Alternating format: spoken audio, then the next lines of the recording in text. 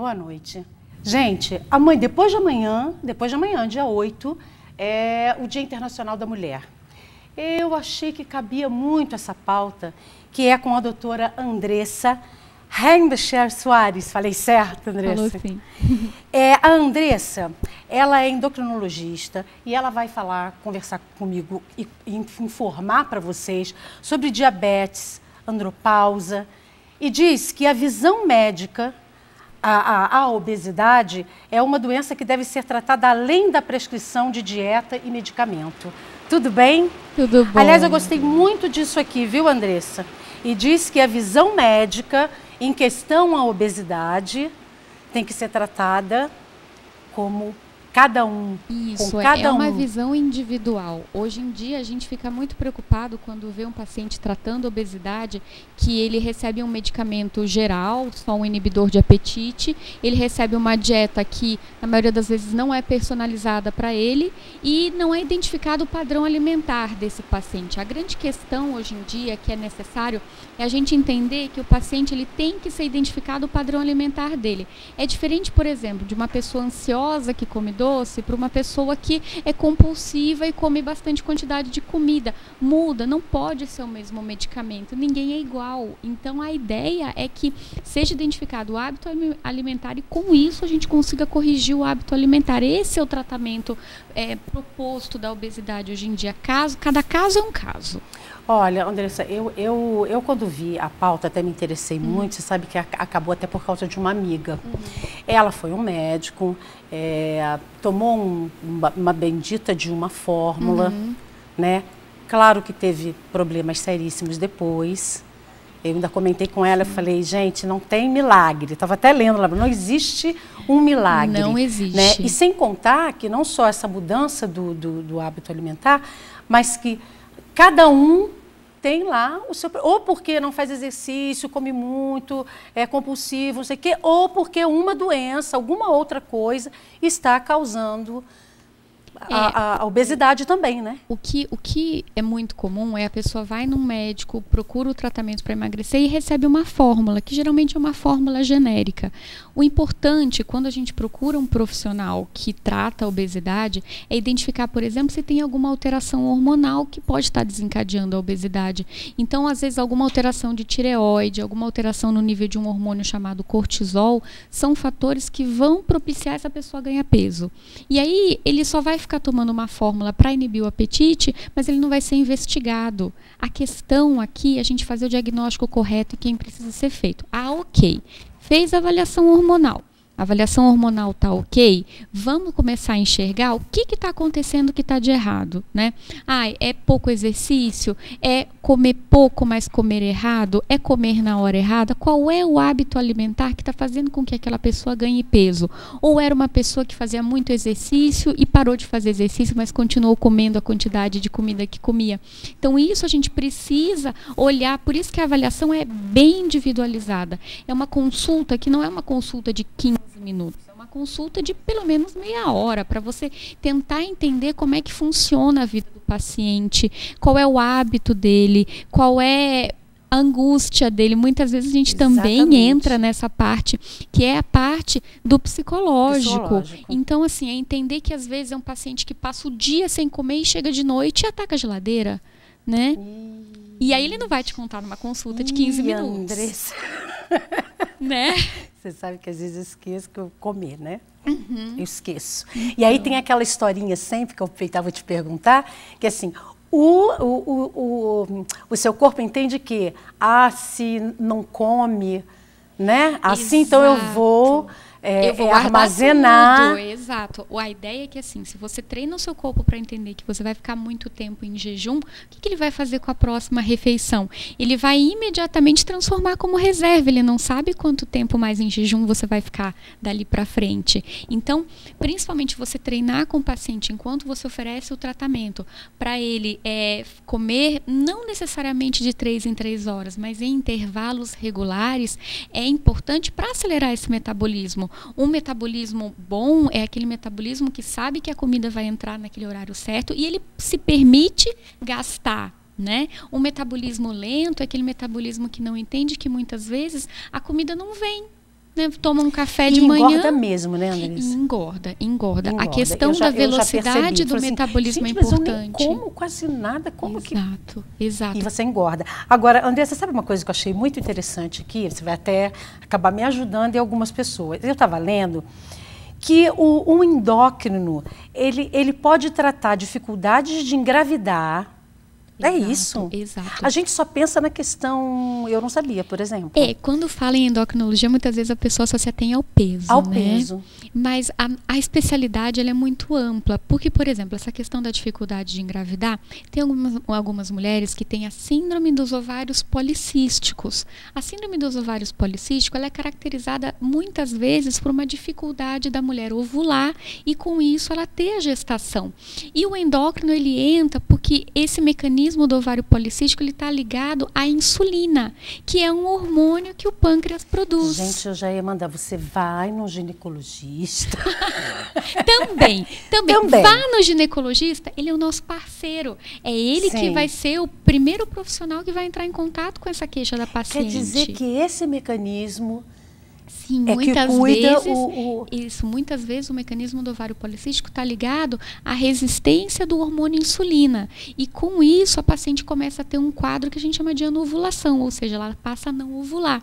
E por consequência passa a ter dificuldade para ter gestação. Problemas de tireoide, tudo bem. Ok, problemas de tireoide, tranquilo. O que é hirsutismo? Hirsutismo é quando, por exemplo, na mulher perto da menopausa, ou mesmo na mulher mais jovem, começam a aparecer pelos na região do pescoço, aqui mais abaixo, algumas vezes na mama, na região inferior do abdômen, parte superior das coxas.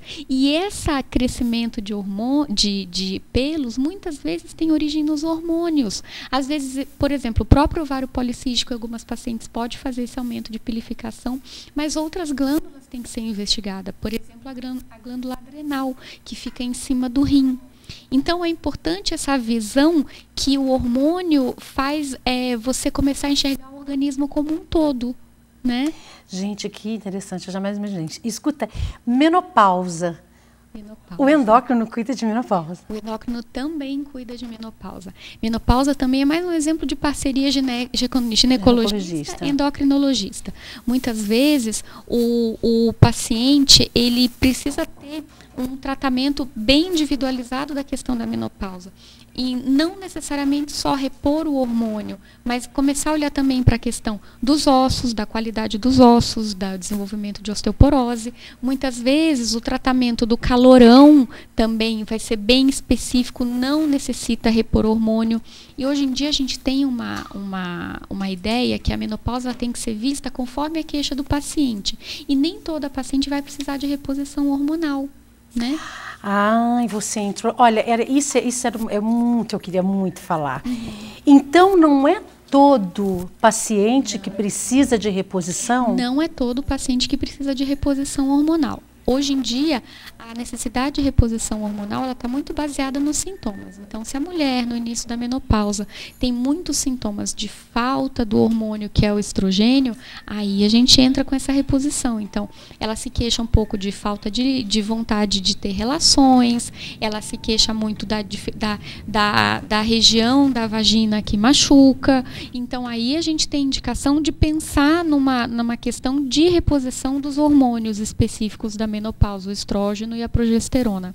Já numa mulher que tem um histórico, por exemplo, de câncer de mama, a gente não indica a reposição. Não indica. Então, é verdade que existe faz-se uma ligação de reposição câncer. Exato, também. Também, mas em alguns casos, cada caso tem que ser analisado individualmente. Existem pacientes, por exemplo, que apesar do histórico de câncer, tem uma sintomatologia muito forte, é feita uma reposição um pouco mais leve. Então, tudo isso tem que ser analisado. Por isso que eu preciso muito do meu colega ginecologista, porque é ele que vai me dizer, essa mama, ela tem um risco leve, mas a paciente vai ter benefício com a reposição hormonal. Então, eu normalmente, eu sempre converso muito com o ginecologista, porque ele é o médico da paciente, na maioria das vezes. Eu achava que todas as mulheres tinham que fazer haveria necessidade de fazer reposição? Não necessariamente. Às vezes, a paciente só vai ter queixa, por exemplo, de uma osteoporose ou de uma dor óssea. Ela não vai ter queixas abundantes do ponto de vista da diminuição do estrógeno. E aí a gente só vai entrar com tratamento específico para osteoporose. Agora, o que você me diz? Isoflavona repõe ou só ameniza o calor? Até onde eu saiba, a isoflavona, ela é um hormônio que a gente chama que é o similar ao estrógeno presente na soja. E ele ameniza os sintomas, ele não tem papel de reposição. Não tem, mas em algumas mulheres que têm sintomas muito grandes e às vezes tem contraindicação da terapia hormonal clássica, a terapia de escolha, entramos sim com isoflavona. Eu entro pouco, mas... Então, porque eu e algumas outras amigas, assim, não, então não vamos fazer não. Não, então não vamos fazer não. E aí eu lembro de te procurar médico e dizer assim, não, pode tomar. Ok, é tudo certo, é como um hormônio e tal. O outro, não é. Vai te amenizar somente os calores, mas não vai... O importante, assim, colocar da reposição hormonal é que são casos bem específicos, casos com muitos sintomas e por um período curto de tempo. Hoje em dia, a questão da reposição hormonal por longos períodos, ela já não é mais tão indicada. No máximo, em torno de, vamos dizer, em torno de 4 a 5 anos com acompanhamento rígido da parte do ginecologista, com mamografia, ultrassom de mama. Então, fazer a reposição hormonal tem que pesar o risco e o benefício da paciente. Gente, que interessante, como a gente aprende coisa, né? Eu queria conversar com você então agora, Andressa, vamos começar com algumas causas de obesidade nas mulheres e nos homens. Ok. Né? Então, menopausa. Uma delas, menopausa né? É uma delas. Menopausa, existe uma redução do metabolismo da mulher por diminuição da massa magra e ganho da massa de tecido gorduroso. Basicamente, né, o nosso gasto de energia durante o dia, ele vai depender do nosso tecido muscular, do nosso tecido de massa magra. Quando a mulher entra na menopausa, ela tem uma diminuição. É o que a gente chama de sarcopenia, ou seja, diminui a quantidade de músculo e aumenta a quantidade de gordura. E com isso, o metabolismo ele tem uma redução. Então, muitas vezes a mulher na menopausa, ela nota mesmo que ela acaba ficando com o braço um pouco mais fino, a coxa um pouco mais fina, o bumbum dá uma murchadinha. E aí, junta a gordura na região abdominal. E isso impacta muito na qualidade de vida da mulher, porque ela começa a notar que ela começa a ganhar peso progressivamente, ela não entende por quê. Ela fala, mas eu como a mesma coisa que eu comia quando eu tinha 25 anos e hoje eu tenho dificuldade para emagrecer. Muitas vezes eu até engordo comendo a mesma coisa. E, de fato, a ideia da menopausa é que a mulher esteja preparada para enfrentar a menopausa. Então, hoje em dia, quando a gente fala de menopausa, a gente tem que falar dos 10 anos antes da menopausa, que a mulher tem que já estar seguindo uma dieta bem equilibrada, ela já tem que estar controlando o seu nível de gordura, tanto o nível de colesterol, mas principalmente saber a quantidade de gordura que ela tem no seu corpo, porque se já tiver alto aos 40 anos, provavelmente ela vai ter uma dificuldade de perda de peso quando ela chegar na menopausa, né? Então, o ideal é você começar, porque a menopausa ela chega mais ou menos... Em torno dos 50. Em torno dos 50. Eu vou te falar 50. Que eu fiquei com 39, você acredita? Em algumas mulheres existe a questão da menopausa precoce. Tem a ver com essa coisa de precisar tirar o útero? Você acha que essa... Não tem nada a ver. A menopausa depende do ovário. O ovário na verdade, o ovário é uma glândula, né? Também é uma glândula, além de produzir os óvulos, e ele é responsável pela produção do hormônio, do principal hormônio, que é o estrógeno, né? Que é o hormônio feminino, é o nosso hormônio feminino, né? E quando esse ovário, ele perde a capacidade de produzir estrógeno porque ele envelhece, e infelizmente algumas mulheres ele envelhece antes do tempo, daí a menopausa precoce, você vai apresentar os sintomas. Vai apresentar um sintoma. Agora, andropausa, a mesma coisa, nesse processo pode engordar o homem? Exato, também. O hormônio masculino principal, que é a testosterona, é um hormônio que a gente chama de anabólico, ou seja, do criar músculo. Então, o homem naturalmente é mais musculoso que nós. Por quê? Por conta da testosterona. ao longo da vida e também por alguns outros fatores, como por exemplo o próprio ganho de peso na idade mais precoce no homem, vão determinar que o nível de testosterona no homem vá diminuindo. E muitas vezes isso vai impactar na composição corpórea dele também. Assim como na mulher, ele vai ter uma diminuição da massa de gordura, uma diminuição da massa magra e um aumento da massa de gordura. Com isso, o seu metabolismo também vai reduzir. Anderson, antes da gente continuar aqui, eu vou ter que fazer uma pausa e quando a gente voltar eu quero que você me fale aonde que a gente encontra você, né? Onde o pessoal vai encontrar você. Eu sou a primeira que for lá.